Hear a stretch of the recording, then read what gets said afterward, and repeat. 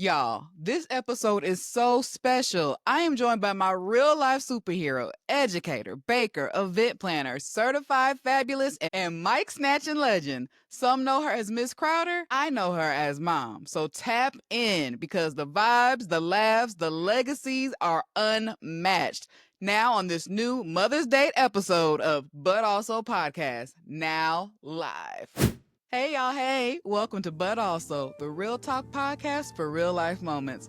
I'm your host, GDazzle. Some of y'all know me as GDazz, but most of y'all just call me G, your girl, your friend, your sis who's here to keep it real with you. This podcast is all about diving into life's moments that don't always fit into a neat little box because life isn't always black and white. Here, we talk about the gray, so both sides of the coin where two truths can exist, those yes and moments of life, like our parents telling us, I ain't one of your little friends, but also, I kinda am. Here, we keep it light, we keep it real, and we keep it all the way honest. Now, you'll get some laughs, a couple of kikis, and maybe even a moment or two where you say, dang, G, you just gonna read my life like that? Yes. Yes, I am. Because we're all living the same life, boo, and that's okay. So whether you're out here trying to figure it all out or just trying to make it through today, I got you. So let's talk about the highs, the lows, and all of the messy moments in between. All right, y'all, let's get into it. Now listen, today's episode is extra special because I get to share the mic with my day one, my real life superhero, my forever hype woman. She's more than just a woman who raised me, y'all. She is my heartbeat, my blueprint, my favorite everything, a powerhouse in higher education for over 20 years, a culinary and baking extraordinaire, the ultimate hostess with the mostest, and an event planning queen who puts Pinterest to shame. She's a proud, devastating diva of Delta Sigma Theta Sorority Incorporated, a woman who exudes elegance, creativity, and just the right amount of sass. Her hugs heal, her style slays, and whenever she grabs the mic, all you can say is, that MC though. Y'all might know her as the myth, the legend, Miss Crowder, but to me, I just call her Mom. So please join me in welcoming the woman whose shoulders I stand on, the incomparable, the fabulous, the one and only Annette Crowder to the podcast. Hey, this is so exciting. I've watched this so many times and I'm like, I wonder what it'd be like one of these times to be on her show. And I am here and I'm excited. I'm really excited to join you today. I'm happy to have you, honey. Now Yeah. you know I had to We bring did. you on for the Mother's Day episode. So this is a What- special one, y'all. And I'm gonna encourage my mom to talk louder. And I am going to talk There we louder go. and it's going to be so interesting because this is where you get to actually hear the voices of the both of us, as so many say we sound alike. Yep, this is how you get to hear it. Do we or do we not sound alike? The votes are starting now. Ooh, that's a good one. Yeah. That's a good one. Okay. Mhm. All right. So now, for some of y'all who don't know, just like the intro said, this is my main gal right here. That's We're me. very, very close. But also, just like the episode title, there's the common phrase in the parent handbook of Yeah. the Black household that we all know and love. And it reminded us as kids not to get too comfortable whenever we tried it. Yes. And that was a classic phrase. I ain't one of your little friends. Now, on behalf of us adults who now turn to your little friends, I got some questions to ask. I'm here for all of them. I'm here for all of them. Good, because get ready. Get ready. I'm ready. All right. So, what did that phrase actually mean when you said it? Now, I think that I was a pretty mild-mannered child. You were. However, in your mind, what was the line that I could never cross? When it would get to the point where there would be a change of tone in your voice, or when you wanted to compare me to maybe other parents, but more importantly, I really needed for you to understand that I was the adult, I was the parent, and I had the final say. I did not mind explaining to you why I did what I did or why I said what I said, but I also wanted you to always have the respect value of me as your parent, to know, there's certain things and there's certain lines that you could not cross. The other thing about that also, as single mothers, that was also another concept that we used to prepare you for the world, because we knew the world that you were going to be embarked upon, and some of them are forgiving, some of them aren't, and some of them were going to treat you just the way we wanted them to, most of them weren't, and we need you to be prepared for that. And so it started inside the home, which that, look, not one of your little friends, and I want you to always remember that and keep it. Okay. Understood. Heard. Heard. Heard. And I got it. And best believe y'all, I don't think that at least I don't feel like I crossed that line, but as you heard what she just said, there were some times. You did. So do you actually, you know what? I take that back. Okay. Because I may not remember it like how you remember it. Okay. Do you remember the first time that I tested that boundary? Oh my gosh. I don't want to put out to the world that you were this perfect child, because in my mind you were. I believe it maybe started with your first venture to your daycare, kinder care, always for life. KK, kinder care. She can't believe she has a sign for kinder care, But but no. there were certain friends at kinder care that talked to their parents, not in the most appropriate way. One time she came home and she basically decided to tell me that she wasn't going to do something. And then you did that with the swift turn and thought you were going to walk away from me at that moment. And I was going to allow that. Let's just say that you did not accomplish that goal, and the walk did not get very far. And you and I had a nose to nose conversation. You know what? Now that you say that memory, Yeah. I think I do remember them nose to noses. I And remember them nose to noses. absolutely, yes. I feel like I got snatched up. Yeah. Real quick. You did not reach your target goal of going to your room. And because in my mind, I'm like, what's going to be next? We've turned and we go to our room. Does she really think she's going to go into the room? And worse yet, think she's going to slam the door? Never had that happen. So never had to worry about it, because I stopped you midway before you could accomplish that goal. Yeah, you know how you hear the stories of some parents be like, "Oh, you think you about to slam this door? I'm gonna take it off the hinges." Off the hinges. I had enough common sense that my door never made it past the off the hinge level. No, it did not. However, I don't know. Like I said, the nose to noses did what they were supposed to do. Yeah. That was enough for me. It was a great attention getter. It was. It was like, let's get face to face so that you don't miss anything I'm about to say to you, and that you're going to make sure you absorb it like I need you to do it, and that you understand I am the mom. No, no, and no, no. And I don't care what Misty's parents allow her to do at kinder care. Lord, that Misty child. Well, Misty, she was a little serious. Misty, if you're out there, girl, we grown now. I hope you done got better. I hope, life has been well to you, Misty. So Yes. okay. All right. So that was a good one. All right. So what's one thing that I didn't understand back then that you wish that I did? And if you say fat meat wasn't greasy. Well, now you learned that lesson quite well. Early on, you did understand fat meat is greasy. It's an interesting question. Rephrase that. I want to make sure I say it correctly. Rephrase that question. So almost thinking about, like, if it was something that I just couldn't wrap my head around. I was just like, I wish she would just get this, but she just doesn't get this. Like, did you ever have to, like, pound something into my head? And I probably think the reason I'm having difficulty answering that question is because the answer that I can think of right now is no. There weren't too many things that if I said something to you, very rarely was there occasion where you didn't get it. I think that I was fortunate with you, because with you being my only person to talk to, and of course me being the only person that you talk to, well, we're on the air, so I won't go that far. But I will say this much, that I never talked at you.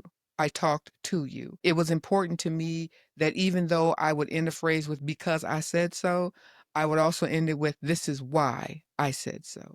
And as long as I was able to answer the why, that was it. You were the why kid. You were the one that wanted to know why. I was curious. And I would always explain to you why. I think the only thing that would drive you crazy is if your whys just were too many. I found a new phrase that would stop you and send you another direction. Oh my gosh. Oh my gosh. Y'all, as soon as she's telling this story, my heart just dropped because I remember. Oh my. I'll let you go ahead. First, as you see this reaction, those who are listening and not watching, please, whenever you get a moment, please watch this episode so you can see my face because the reaction is real. Talk about trauma response, memory activated. Go ahead, Mama. I'm sorry. Ooh, Lord.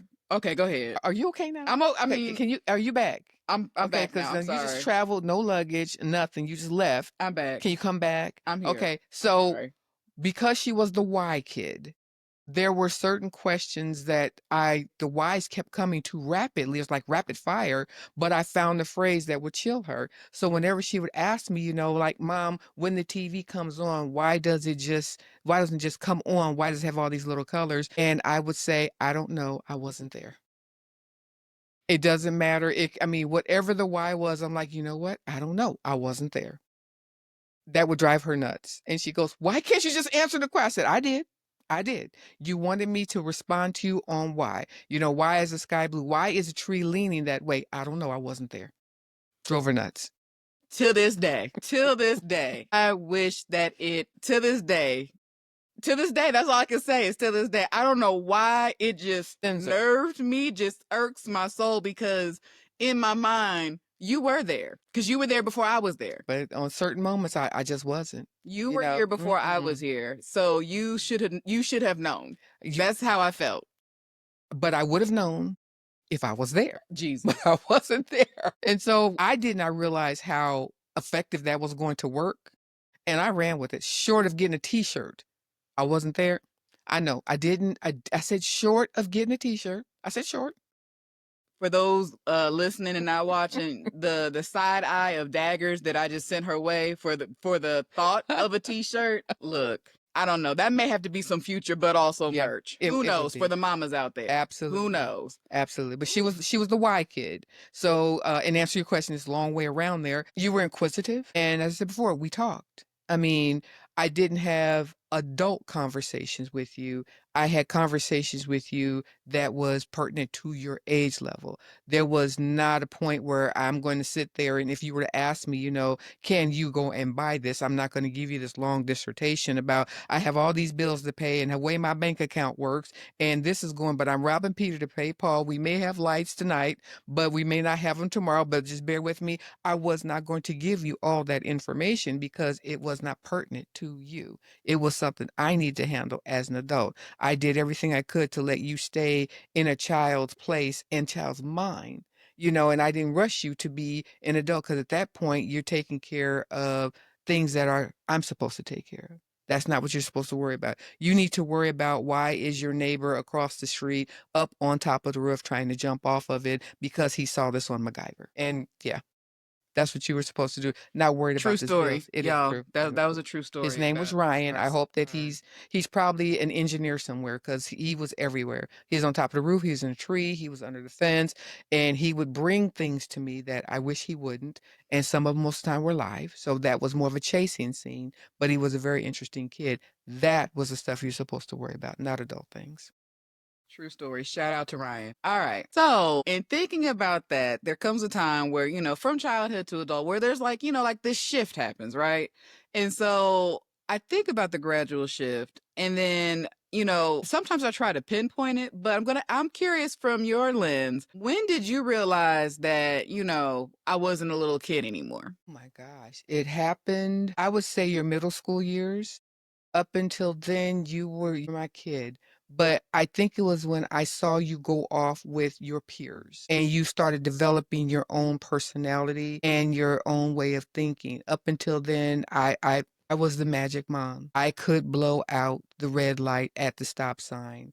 Was just simply going and it would turn green. And you believed that for a little bit. You went from that moment to when you were in middle school, whereas you develop your own social network. I would also go so far as to say the one part where I do recall, okay, she's done.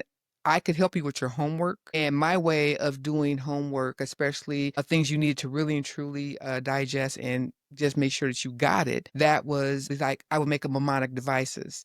The one time when I tried to do that and you said, Mama, that's not how I absorb information. That was a stunner to me. It was because I'm like, wait a minute. So what? Translation should have been, this is great. She learns, she has her own learning style, her own way of learning things, right? But in my mind, she doesn't need me anymore. So my little tricks are not working for her anymore. But that's when I started realizing that you were growing up and you were going in a different direction. And it was okay. That was after I've had my grieving moment that you just didn't need me anymore. Yeah. Notice she said middle school. Middle school when she felt this, where I quote unquote didn't need her anymore. Yes. But notice that. So, a next question in the lineup here is there something that I do now that makes you feel like, wow, my baby's grown? Everything. Okay. Everything. But I've always loved your transition into adulthood. Every facet of it has been fascinating to me.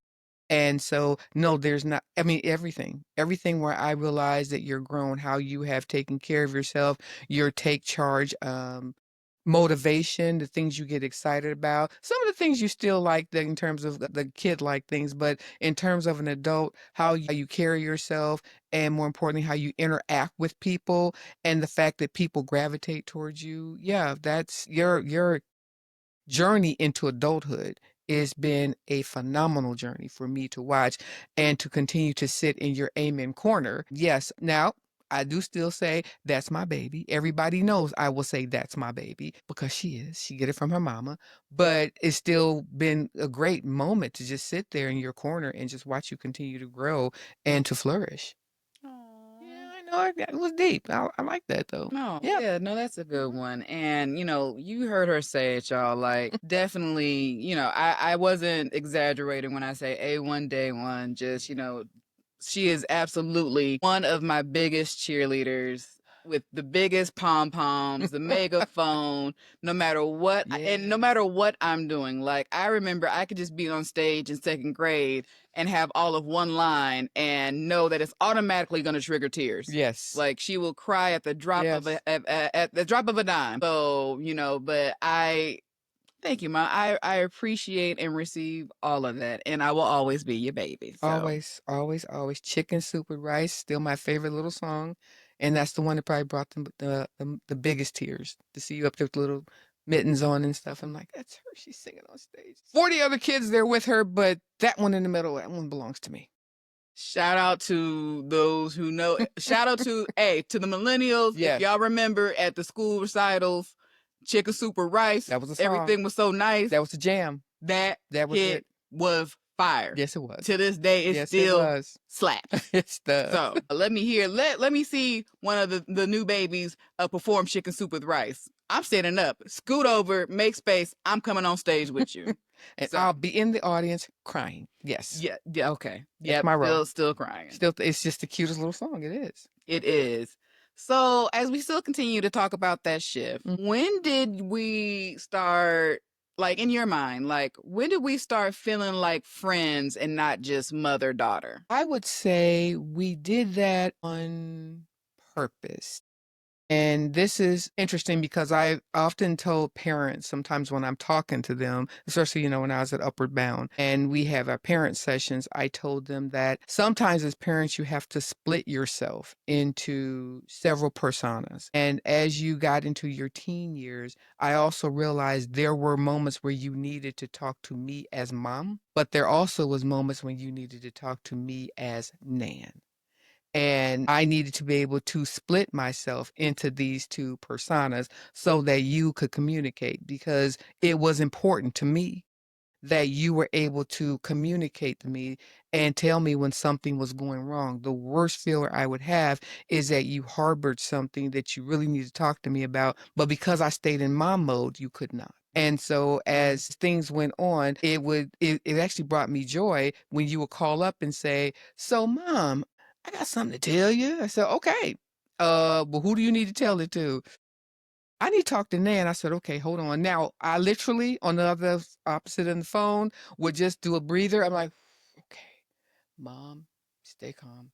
Don't respond. Nan, you got it.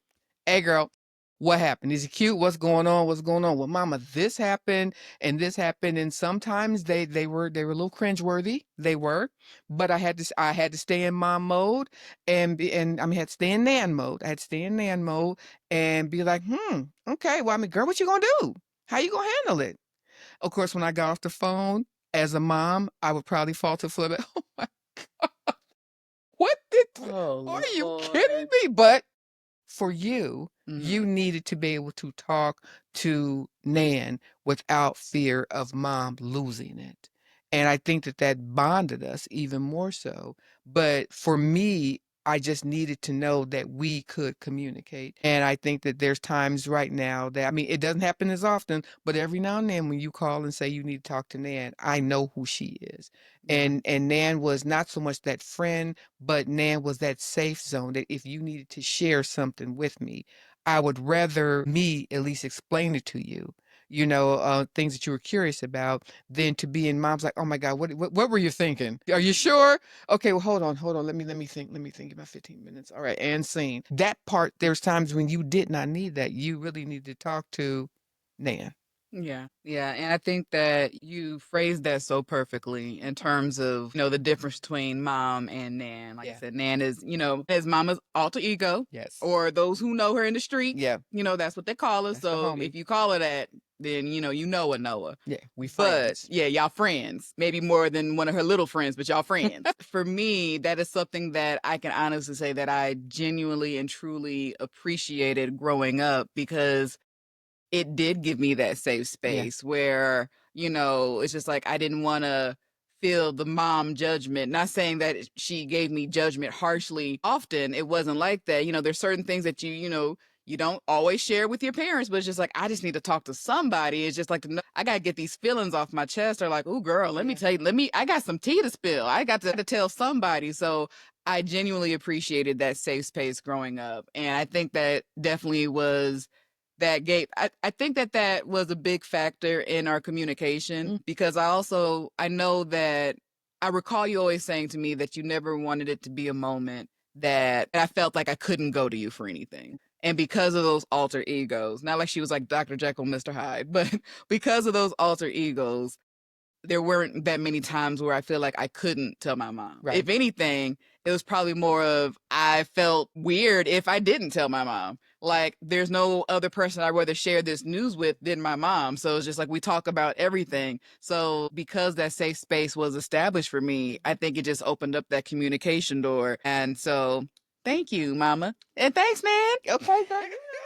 Hey, listen, it opened up the communication for me too, because like there was times when I would have gossip, and I'm like, I need to tell somebody, and I would call you up, and the way I think before the phrase, I got tea came in, that was a phrase that you and I would use where I'm like, listen, I got something to tell you, and guess what? Betty's getting fired on Friday. Ooh, child. And I'd be like, honey, girl, what did Betty do, girl? What did she do? Is she getting escorted out right now, or does she got to come back on Monday? Thank you. Rumor has it Betty's getting fired on Friday. I got to tell you something. So I always enjoyed that too. So it was beneficial for me as well. Yes. And Betty, girl, whatever you done did to get fired, don't do it no more. Because you stay getting fired in the streets, Betty. You stay getting fired. Yes, she does. Oh, my goodness. Yeah. So thinking about that, so was there a moment that you felt like I treated you too much like a friend and forgot that you were moms? There was one time, yes. Was it? Yeah. Yep. Well, your worst April Fool's joke. Oh, God. Yeah, that it was the worst. I took it literally, but I would say you needed to talk to me. But at the end of the day, when you tried to tell me that I was going to be a grandmother, and then came back with April Fools, I still was stuck at the so you're not having and I'm not coming down to get, and there's not going to be a person saying that. Okay, so that would be one of them. But And just to give y'all context real quickly, anyone who knows my mama and just us, I always say she's just been peer pressuring my uterus for grandbabies at this time. And as of right now, I do not have kids. I have a lot of bonus nieces and nephews and godbabies that I love with all of my heart. bonus grandbaby. Yes, but she definitely had the pressure, the peer pressure on the uterus for grandchildren. She already had her granny name picked out, already had the activities planned.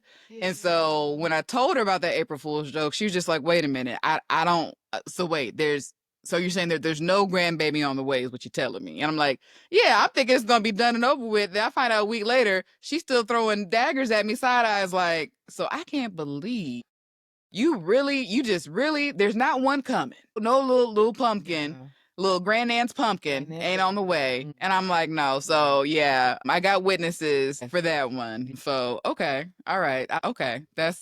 I forgot about that. Okay. I sorry. I forgot. I don't think you ever did too much oversharing. A couple times. Really? But I told you what I would do. I mean, that I would let Nan kick in and let you get it out. And then when I would hang up the phone, I would probably just pass out and fall to the floor and be like, oh my God. Okay. All right. She did that. Okay. I'm going to work with this one. Yes. But I'm a free spirit, y'all. Yes, very much so. Free spirit. Yes, absolutely. So I'm pretty sure I did or said some things that probably did give you some shock value. But yeah, we're just, we're just open and yes, free. Very much so. I'm a free spirit, y'all. Absolutely. Okay. So that's valid. That's valid. So valid moments. So now I want to kind of flip the script because we started off with the whole segment of I ain't one of your little friends, but millennials, us 35 and up, almost those of us knocking on 40's door. I know I'm not the only one because this next topic. Let me grab the mic. This next topic, I know I'm not the only one who feels me on this because I know for a fact I'm not the only one out here raising their parents. Raising parents is hard. My mom always says, I don't know when the script flipped, but it did. And let me tell you, raising parents is super hard because they don't listen and she thinks she grown. I don't know why she thinks she grown, but she thinks she grown. Like, once again, this is why, because she thinks she's grown, this is why we got to keep your location on to keep tabs on you so I know where you at and to make sure that you make it home before the streetlights come on. She out here just dilly-dallying and lollygagging around. I'm like, ma'am, what are you doing right now? You should have been home a long time ago. I have something to say on behalf of the parents that really and truly are at that point where we have our independence, we have raised our children or child, and that we are at that point in our life where we can do and go wherever we like, whenever we want to, and not have to check in. Lies. When Cap. did the change happen? I don't know where the it's change like, happened where when you are thought you were grown? Or it's like the phone calls shifted. There was a time when I'm like, how come you haven't called your mother? Now it's like, how come you haven't called me? Why have I had to call everybody and ask them where you are at?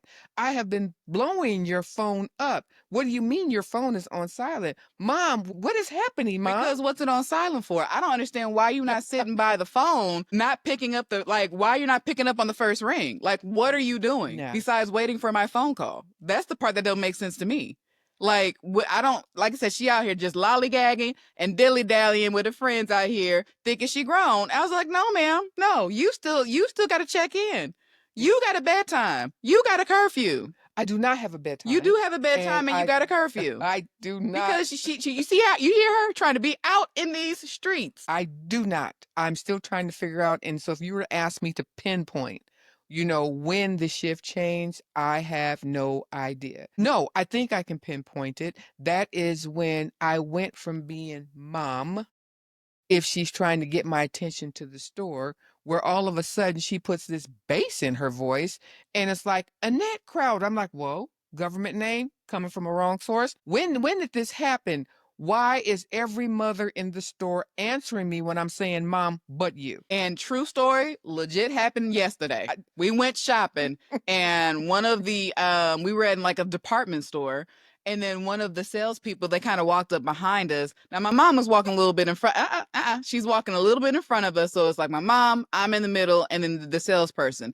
And literally they come up like, hello, ladies, how are you guys doing? Can I help you? You need assistance? And like trying to get their attention. And I heard the salesperson. I was like, oh, he's talking to us. And so I'm like, Ma, Mom. And she's still just do, walking around, looking around, not moving, not even turning around at all to see who is calling mom. Then I finally say, Annette Crowder. Then she whips around. Huh? Really? Really? That's when I have to use your government name because apparently you forgot to respond to mom. Mom no longer has the weight that it doesn't hit like it used to. I have to bust out the government name to get your attention. Because I hear it all the time, but it's the stern manner of which, if I want to go somewhere, I have oftentimes found myself or my blouse being pulled and saying, we're not going that way, we're going this way. I'm like, but I'm grown and I should be able to go this No. way. Or when you call and it's just like, so now where are you? Well, I'm coming home. Where are you right now? I'm on my way home.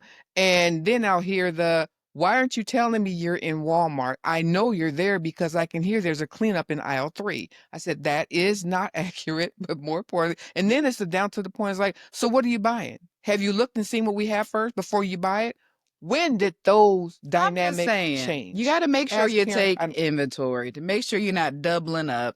And then it's just like where I ask, when are you now? It'll be like 8, 9 o'clock at night. Oh, I'm at the gas station. Why are you at the gas station by yourself at night? Oh, just getting some gas. Obviously, we're getting gas. That couldn't have waited till the morning. Miss Ma'am, what are you doing? The same scenario that she used to tell me, you're going to get kidnapped. Something's going to happen. I don't want somebody to walk up snatching my fine mama because she fine. Y'all see her. She fine, divalicious over here. Bless you. I don't want nobody snatching her up unless it's, Mr. Hollywood or something like that. But otherwise, and I'm like, no, I need exact location. Like, why are you at Walmart and this is when Walmart was 24 hours. Why are you at Walmart at 11 o'clock at night just browsing? Or, what are you doing right now? The shift has changed. It has changed where she does even a gesture with her hand where she snaps her finger and points. And I used to do that and it worked on her. Just never thought I'd see the day at my age that that's what she does to me. See, you just make me just sound so okay. She makes me sound bossy. I don't think I'm bossy. She is I'm bossy. just concerned and well-meaning. And it's just like, and at this point, because yes, you was grown back then, but I'm grown now. And so it's just like, yes, I'm looking out for your best interest because it's a weird world out there. And it's just, I just got you. I'm just pouring into you. That's all. And, I know that sometimes you think I fuss at you from time to time, but does it really bother you? Like, do you find it annoying or is it just helpful reminders said with a little bit of extra love? Yes, it does. Especially when I think that I have achieved the ultimate look and I come out and the first thing out of your mouth is that what you're wearing with those shoes? Do you have something else? I'm like, I've been dressing myself for years. I taught you how to dress. And you do When did I stop achieving that goal of being able to say, I think this is great, without it be like, well, no, it's too big. I don't like that. No. Because, there's nothing wrong with a fit check. And just like how you wouldn't send me out in the world looking crazy, I'm not going to send you out in the world looking crazy. Not saying that you're looking crazy, but every now and then a couple statement pieces, I'm like, that's not the statement that we're trying to make right now. So it's just like I said, helpful reminders, little level sets made with extra love. That's all. That's all. That's all that it is. What can I say? That you're not grown? Oh, that's not going to happen. I'm grown about 3 times over. Very, very grown. Okay. All right. Well, now that we've talked about the role switching a little bit and, how we all understand how hard it is to raise our parents because they just be doing the most. Just be doing the most. And it's just like my nerves. I'm like, Annette Crowder. I just have to say the government name. But in thinking about that switch, I can't not also talk about that because we're raising our parents. We're now at that stage and age where it's just like, we're both adults. Yes. And we are, we're mother and daughter, but also we're woman and woman. Absolutely. And there are certain things that happen along with that. And with that, me and my mom, we talk about a lot of we have a lot of good conversations.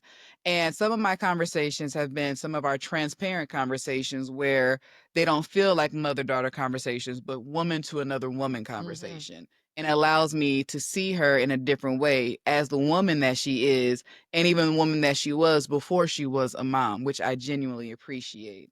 And so, even thinking about that, the question that I have on the docket is, are there things, or even more so, what do you see in me that reminds you of yourself? First thing first, your fashion sense. I mean, the whole divitude, I got to tell you that I'm very proud of that one. The things that I see in you also is your interaction, your interpersonal communications with people, which I think is just spot on. Um, I also there are some things that I wish you didn't have, and that is in terms of, I mean, that when you feel pain, you feel it deeply. That you get from your mom, and when there are certain things when people interact with you, it depends on if they get the bossiness. And I would ask, did bossiness come from me? And I would tell you, no, it did not come from me. But then I would still go into my room in the mirror and say, it did come from me. It did. I have to give you that, but I would say there's so much, but those are just the ones that come to mind right now. It's been a journey. It's been a journey, and yes, there's times when I look up and I shake my head. I'm like, that is so me. I really want to say it's not me, but doggone it, yep, that's all me. That's me. I did it. That one belongs to me all the way. That's me. Okay, Hmm. okay. So staying kind of in that same vein Okay. there, what do you admire? What do you admire about the woman I've become? Um, have we met? I'm just going to ask that. Have we met We've met, but they haven't met us. everything? Oh, Yeah, aw. I couldn't pinpoint one thing. It is everything. I think that I was majorly blessed beyond words that you are the person that you are and that you belong to me. I shared with you the other day that out of all the things I've ever done wrong in my life, you still are number one with one thing that I did right. In terms of the individual you are. And it warms my heart when people, share with me, their interpretation, their pride, and that they're impressed with who you are. And I can't think of anything that would be more depicting of responding to that question and say everything. Everything. Like I said, from the moment that I first laid eyes on you, kid, is everything. Ah, you're gonna make this little mascara start running. Yeah, this All is the cheap right. stuff, so let's not go there. All right. Don't believe that. It's not the cheap stuff. It's not the cheap stuff. You Okay. see the slayage, the beats on both of us. It's Yeah. not the cheap stuff, but it's waterproof. So I think we good. I think we good. Yeah. So if you could go back, what is something that you would do differently as a mom now that we're here? If I could go back, it'd be interesting to say how far back. I still would have waited until after I had you to go back to get my degrees. I still would do that. I probably would have made, of course, we always want to make better choices. One thing that I really thought as a parent that I was doing the right thing for you. And now I look back on it, I think that you could have accomplished both goals, but I didn't see it. And that was when you tried out for volleyball. And but your grades started slipping, and so I made that decision. I think about that quite often and say, but I wonder if I had just maybe found her a tutor or went further with that where she could have accomplished both of them and experienced that. There's so many other things I could say, but just little things in terms of if I can go back and redo, probably be a little bit more in tuned, to some of the things that you were going through because, like I said, it was a challenge for me, but also was a challenge for you to be an only child of a single mom who was trying to work a full-time job and go to school. So those were challenges. Now, do I have any regrets? No, because I would say that Garen started at UNO when she was 7 years old. So For those that are listening who may not be familiar, UNO is an short for University of Nebraska in Omaha. And so while I was attending college, there were many times when I had no choice but to take her with me. And so she got to experience a preview, I would say, of college life, which is why the biggest honor I ever had was when I did achieve the goal of getting my bachelor's degree and I walked across the stage to get my degree. She was with me. Yes, I took her across the stage with me. But to go back and see if I can change things, I still would have gone to school, but I still would have tried to be a little bit more in tune to what was going on with you. I don't think that anything negative occurred because of it. I just would have loved to have been able to get you into more like, little dance teams and various things that I know that would have been more beneficial for you if the time was there for me to still achieve my goal of getting my degree. Oh, Yeah. she's so hard on herself. So hard on yourself because that's such an interesting lens from your viewpoint of what you would have done differently. And just hearing you recant those stories and those memories, my viewpoint of it is completely opposite because, Really? yeah, you went to school, but like she said, we went to school. So, while she was in class, I was sitting in the back and in my own version thinking I'm helping, I'm taking notes too. Like, I got my notes for this essay dissertation that we got to write in this seminar class, or even in the in between times, hanging out in the student union, fellowshipping with everybody. I mean, I'm thinking I'm part of the groups. We got a meeting. I'm pulling up. So for me, it's just like I This is felt true. like I had the edge up, and if anything, I felt that what you were able to show me during that time, because I was able to see it at a young age, but at an age old enough to understand and appreciate what was happening. You showed me resilience, you showed me determination, you showed me fight, and you showed me to never give up, and that it's never too late. And because of that, it's just like you did the steps and took the things and the time necessary to better yourself, but to better our livelihood, which it did in the long run.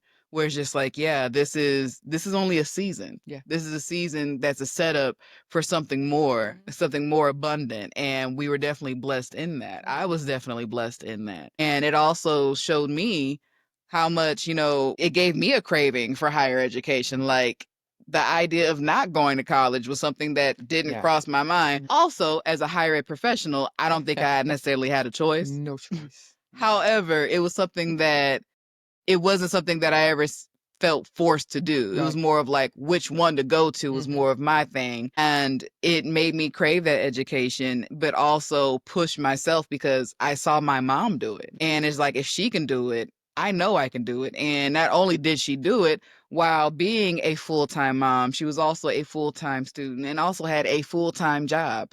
And not only did she full-time do that once, she full-time did it twice for her master's. We're not going to sleep on the educational flex here. And so in both times, I think for your master's, did we walk the same year? No, you walked with a year before me. Exactly.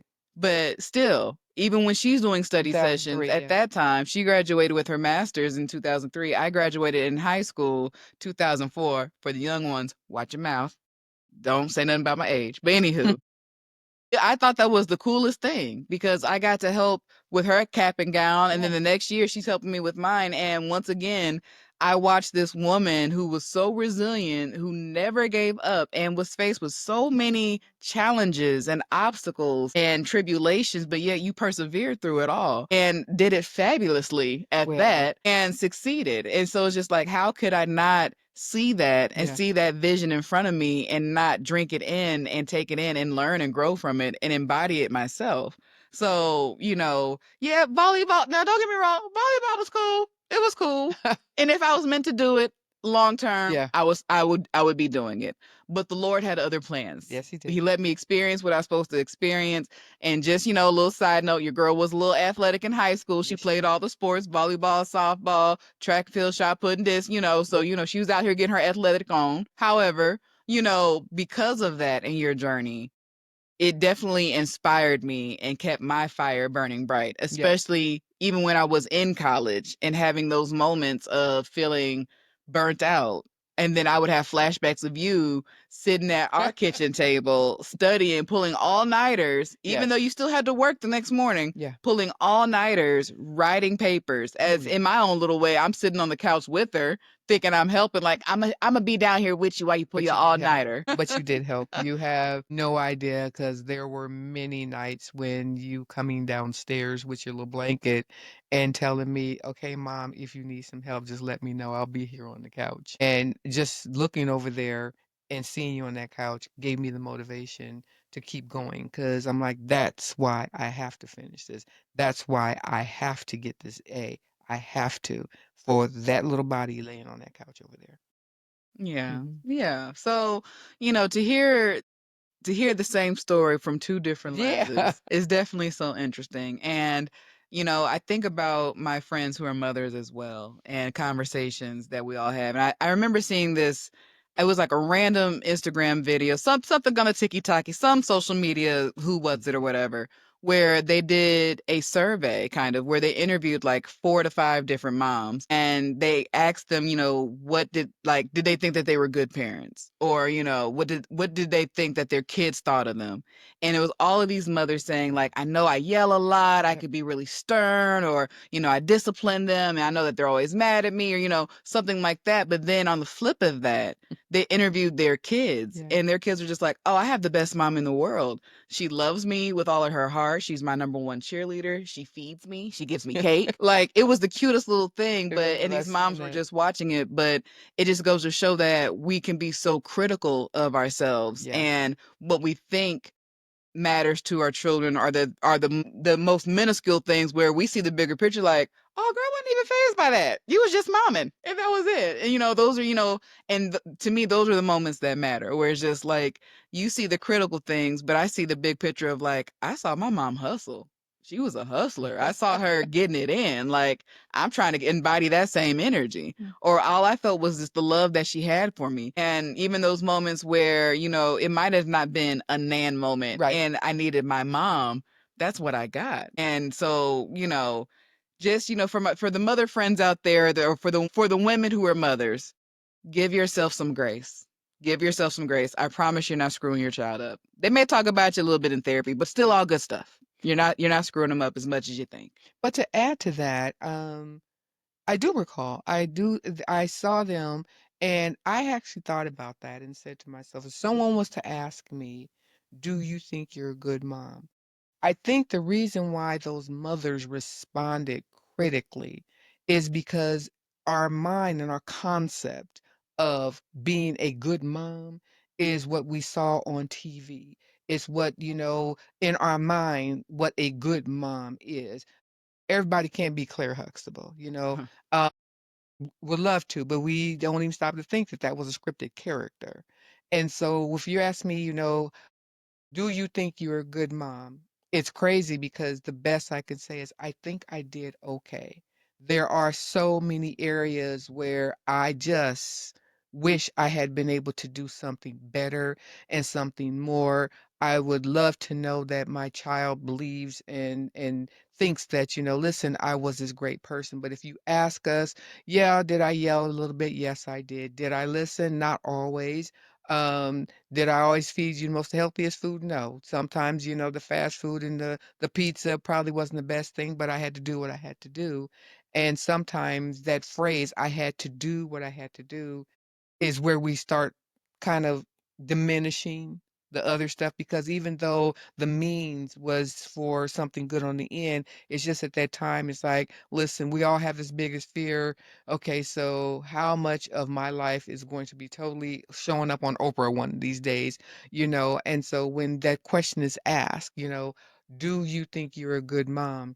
It's not always easy for us to quickly say, yeah, I was the greatest mom ever. Shoot, I had it all together. I was every woman. It was all in me. No, it was not. I was not every woman, and it darn sure was not all in me. But I'd like to think that I tried. And I think that's the part of the grace that we do need to give ourselves when we can say, I don't think I achieved the best, but I tried. And the fact that she's not going crazy. I think I did okay, but as you can hear in the words that I'm saying right now, it's still difficult to say I was the world's greatest mom, and that award belongs to me, and I should have gotten it at least about like a good 15 times. Hard to say. The best mom was doing the best that I could. And the phrase I used to tell you all the time, I just want you to do your best, because your best is the only thing that God is looking for. He's not looking for the best. He's looking for your best. And so for me, I can only say is I did my best, but yeah, I think it didn't turn out too bad for me just doing my best. And that was more than enough for me, because the biggest thing that I remember is that she was there. She was present. I never went without. And not saying that I was born with a silver spoon in my mouth. It might have been a little plastic, but to me, it was the best plastic in the world. You couldn't have taught me, told me any different. By candlelight, yes. Yes. And even when, as, we were in those transitional stages of, reaching our more abundant selves, even back then, where, during struggle times, it's just like I never felt like we were struggling. You never made me feel like, the lights might not come on tomorrow.